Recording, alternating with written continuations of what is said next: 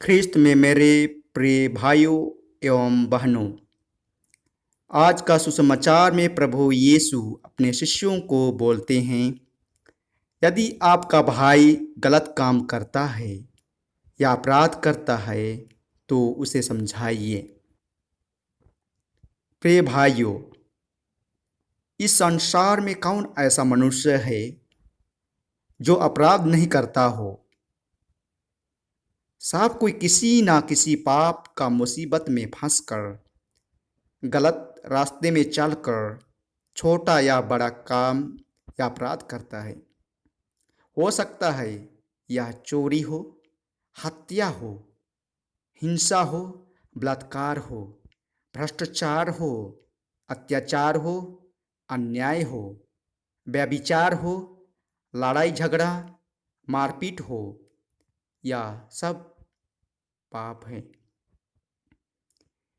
इस घटना को देखकर प्रभु परमेश्वर ने 2000 वर्ष पूर्व पहले ही अपने एक लौता पुत्र को इस दुनिया में भेजा और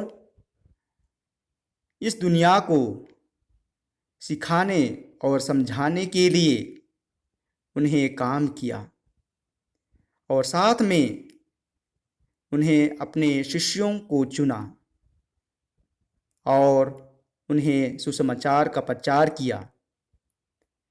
नबियों और महासंतों को भी इस दुनिया में भेजकर प्रभु ईश्वर का वचन में विश्वास और भरोसा दिलाने के लिए सुसमाचार का प्रचार किया।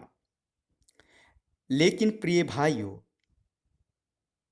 आज वह अधिकार या जिम्मेदार हमें भी दिया गया है कि हम अपने भाई को कैसे गलत रास्ते से बचाएं और कैसे एक अच्छा मार्ग पर ले चलें। यह अधिकार आज सबों के लिए दिया गया है, चाहे वह माँ हो, पिताजी हो, भाई हो, बहन हो, विद्यार्थी हो, शिक्षक हो, नौकर हो या छोटी बच्ची या बच्चा हो। सबों को जो गलत कार्य करता है उसको समझाने के लिए मुख्य अधिकार है, मौलिक अधिकार है और मानव अधिकार है। कोई भी व्यक्ति क्यों ना हो, चाहे यह देसी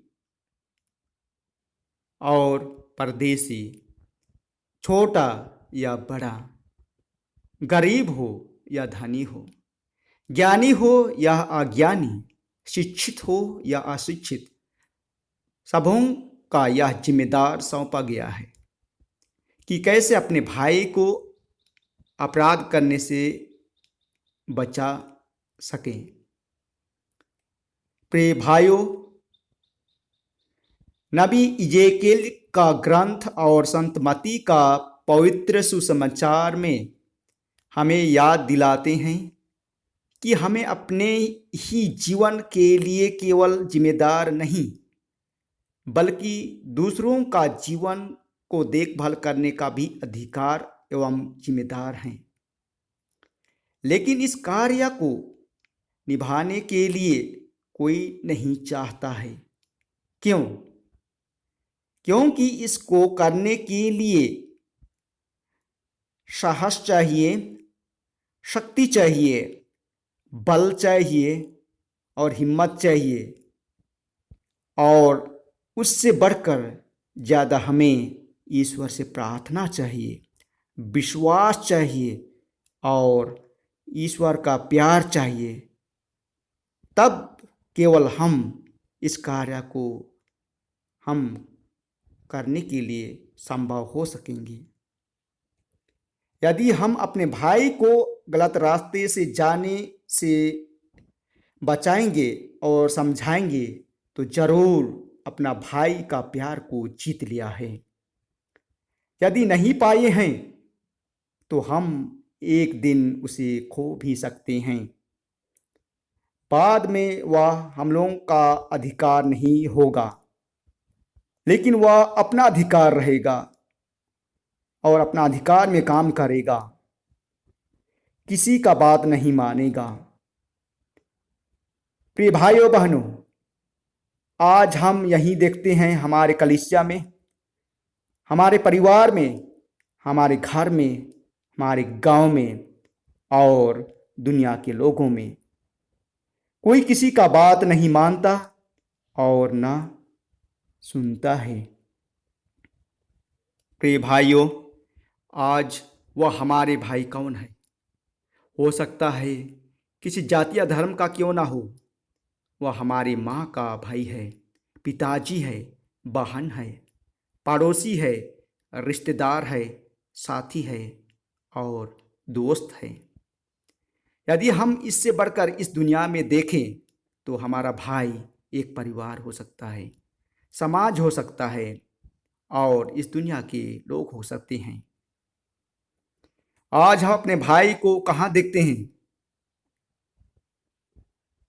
हम अपने भाई को एक टूटा हुआ परिवार में देखते हैं, एक अशांति घर के परिवार में देखते हैं, वह चिंता और बोझ से दबा हुआ परिवार में देखते हैं और लड़ाई झगड़ा और मारपीट की जगह में देखते हैं, क्योंकि हम उसको बचाने के लिए नहीं पाए हैं, हम उसे खो दिए हैं। आज हमें उसको लाकर हमें समझाना है, हमें अच्छे राह पर ले चलना है।